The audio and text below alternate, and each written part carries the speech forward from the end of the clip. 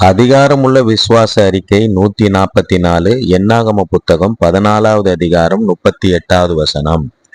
தேசத்தை சுற்றி பார்க்க போன அந்த மனிதர்களில் நூனின் குமாரனாகிய யோசுவாவும் எப்புனேயின் குமாரனாகிய காலேபும் மாத்திரம் உயிரோடு இருந்தார்கள்.